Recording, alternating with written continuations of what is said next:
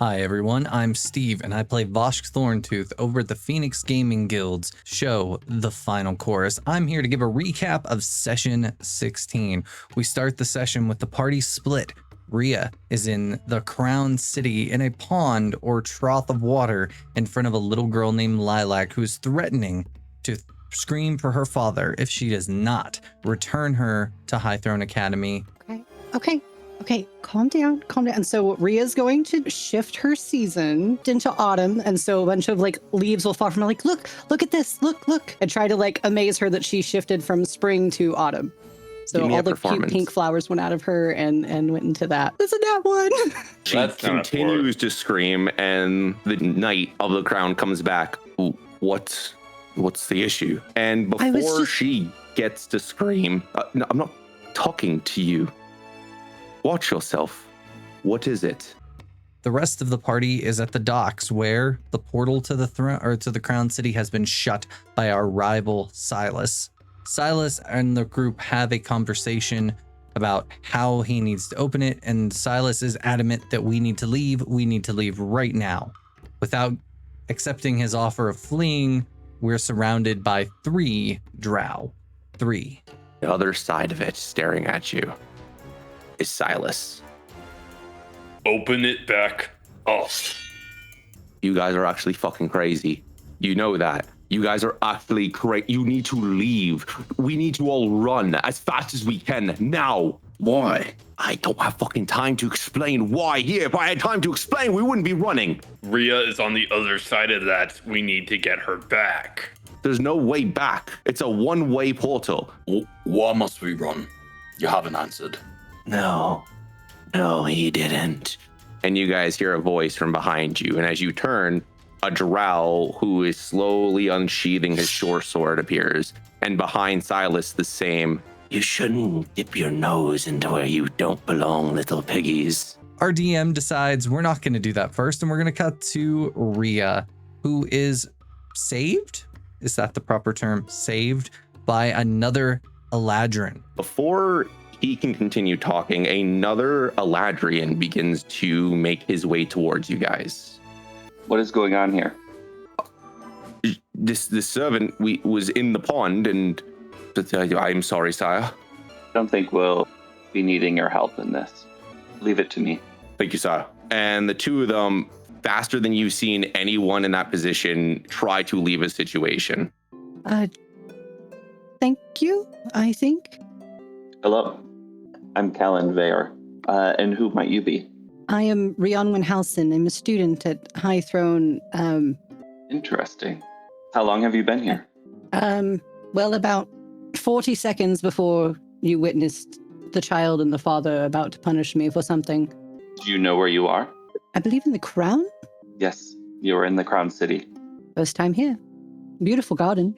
This Eladrin, Kaylin, escorts her away from the crying girl and her father and leads her through Aerolith Crown, the Crown City. He explains the goings on and how things work there, how everything is kind of this authoritarian state. Neighbors keep an eye on neighbors. They report suspicious activity, and that the Lord of Kings is at war with the rivals. We know them as the Birds of Prey, the resistance group, led by people that we've met. We cut back to the group, and a battle ensues.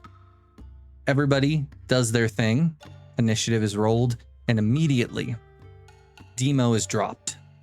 First attack is a 13. Miss, thank God. Second attack is a 17. Son of a bitch. Yeah, You're going to take 23 points of damage. I'm going to look to Leon, and I'm going to say, find the monster, and I'm going to drop to the ground, unconscious. You son of a bitch! He's going to put the blade to Demo, who is on the ground. He's going to look towards Leon. Yield your friends. He is unconscious. First attack, first round of combat, and one of our players is down. Voshk, using his new spell, Call Lightning, summons some lightning and zaps one of the drow on the other side of the river and then dives into the water because he can swim. What better way to avoid archer fire than to not be in range of fire, get in the water? Leon and Rune try to dispense of the one that is near them, and Silas is alone fighting the one near him. The battle rages for a while. Leon, desperate to keep Demo alive, kicks him into the water and shouts to Voshk through the magical ring that communicates with each other, "Get Demo." Voshk is in the water. What's he supposed to do? However, he swims over. I, Voshk, swim over, cast Healing Word on Demo, and am able to lift him out of the water and help him get to his feet. Rune is able to swap places with Silas and cleave one of the drow completely in half with an attack dealing 42 points of damage, and it wasn't a crit. I'm going to activate, I just got this, it's called Arcane Surge, so whatever I roll is doubled. All right, so 10, 17, 21. So he takes 42 points of damage as like this massive like thunder lightning glaive just rips through him. What? Yeah, it acts like a crit basically. Yeah. Level 5. What's up? Tell me about it. Holy crap. The fight was grueling, but we did succeed. One of the drow ran away, and Leon, instead of chasing after it, decides, we'll wait and see what happens. We cut back to Rhea as this Eladrin tells her more about the Crown City and leads her to a portal, bringing her to safety. But I thank you for your candor. When you are ready to leave, step into the center of this patio. I thank you, Caitlin, and I wish you luck in anything. And if our paths do cross again, please know you have a friend. I hope they do cross. The stars will align one day. Demo and Leon attempt to keep Silas with them to question him, but he says no, and eventually they let him go. Voshk and Rune teleport back after Rune is having an existential crisis about splitting a person in half, the first person that he has ever killed. Hey, Rune, do you want to do the swappy thingy that you just did to Silas? Doesn't respond to you. Okay, you guys head for the dorm. I'm going to go check on Rune. If you swim, Varun is literally pointing to the ground, and you just hear him clean, and he's just casting prestidigitation like nonstop. There's probably no more blood at this point, but he's like clean. Hey, buddy, it's clean. Clean. Hey, buddy, the fight's over and there's more coming. We got to get out of here, buddy. Cut him in half. Good job. He was the enemy. That makes it. We gotta go. And he's like coming towards you. He's like, there's still people.